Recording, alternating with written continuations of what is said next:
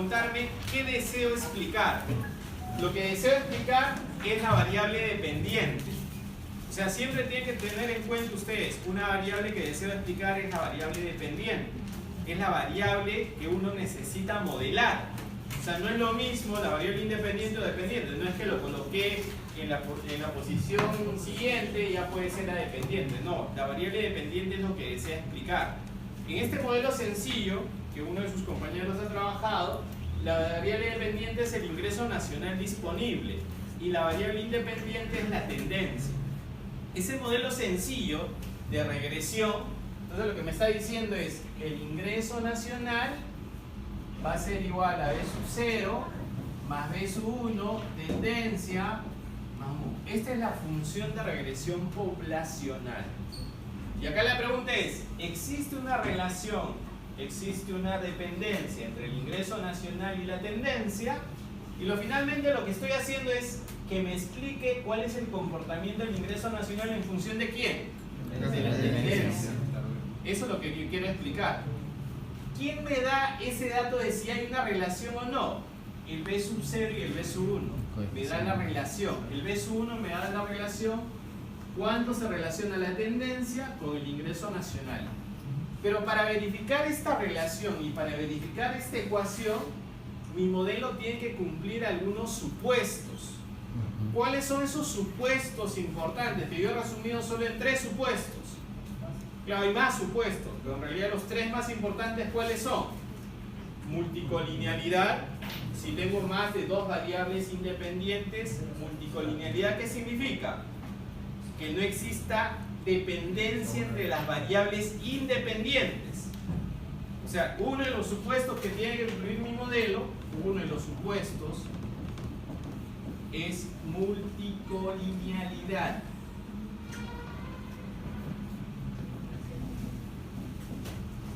O sea, esto no debe existir. No debe existir multicolinealidad. Significa que las variables independientes, si tengo 2 variables independientes, yo debo verificar si estas variables independientes tienen algún nivel de dependencia. Si tienen dependencia, no estoy cumpliendo con el supuesto.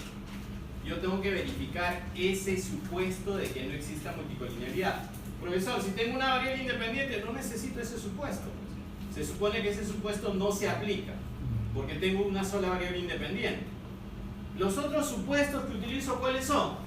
El supuesto de que no exista autocorrelación. Y la autocorrelación está referida a que el residual, esta variable residual, está siendo generado por un proceso determinístico. En pocas palabras, está siendo determinado por una función matemática, por una función, por una regresión que explica el comportamiento de esta variable, lo cual estaría invalidando su concepto, porque este es el concepto de ¿qué? Variable aleatoria, que no depende de otra variable. Pero cuando depende de otra variable, ¿qué existe? Autocorrelación. Lo que tengo que evitar es que en mi modelo esta variable dependa de la variable rezagada un periodo, depende de la variable rezagada 2 periodos. Eso significa que no exista autocorrelación. Finalmente, la otro supuesto que tiene que cumplir mi modelo es homocedasticidad. ¿Qué es la homocedasticidad? Varianza. La varianza del error, nuevamente la varianza de este error, tiene que ser homogénea. Tiene que ser homogénea. O sea, quiere decir que mi varianza a través del tiempo, a través de las unidades que estoy analizando, tiene que ser constante. Si depende del tiempo, quiere decir que no es constante. Y por lo tanto tengo dificultades. Si mi modelo cumple estos 3 supuestos, yo puedo interpretar este modelo. Si cumple esos 3 supuestos. Una vez que yo he verificado el cumplimiento de esos supuestos, ¿qué es lo que tengo que analizar? Muy sencillo. Tengo que analizar la significancia. ¿Qué significancia tengo que analizar? La significancia estadística y la significancia económica del modelo. Significancia estadística y significancia económica del modelo.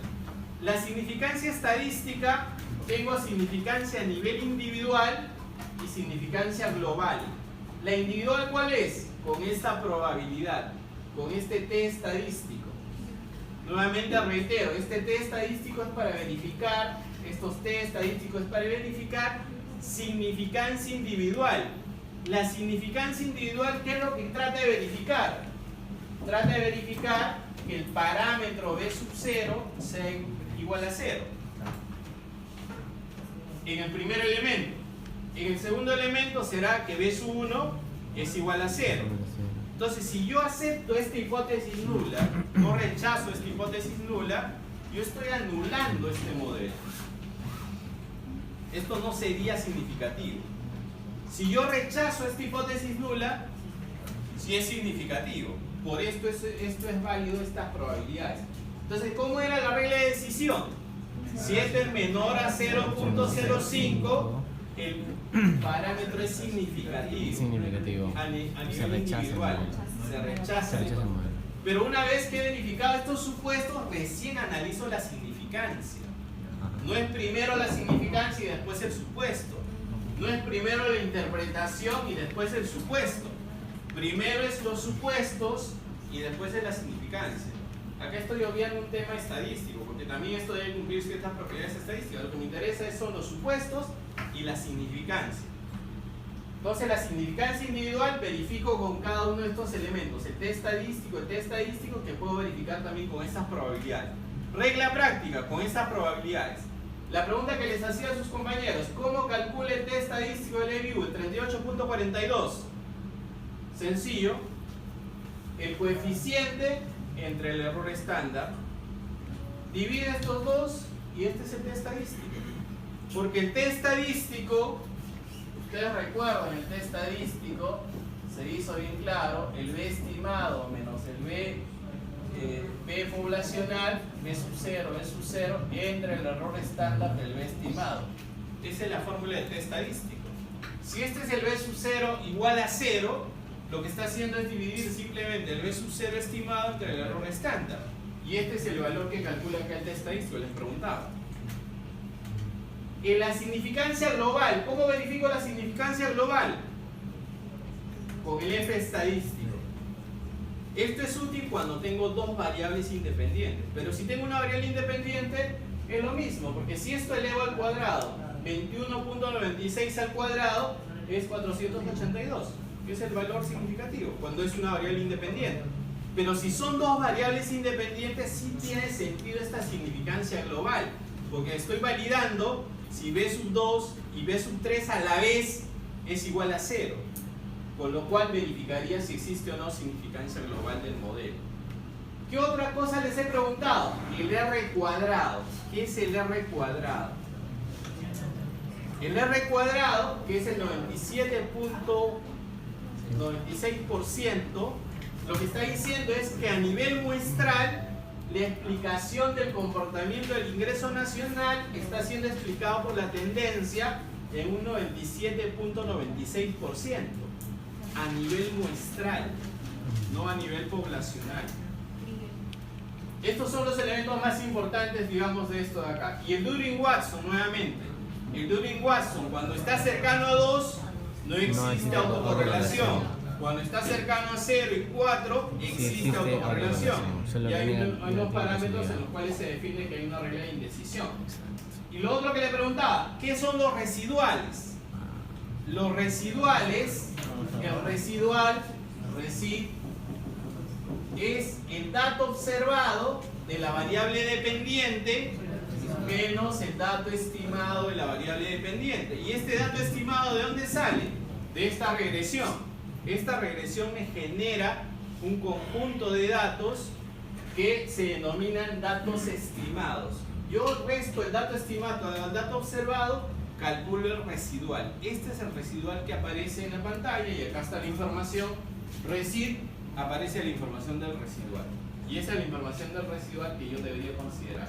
Luego, cuando yo analizo a profundidad estos supuestos, yo tengo dos test importantes de los dos supuestos de autocorrelación homocedasticidad. En homocedasticidad tengo el test de White y en el otro tengo el test de Breusch-Goldberg. Vamos a ver esos dos tests para entender la lógica.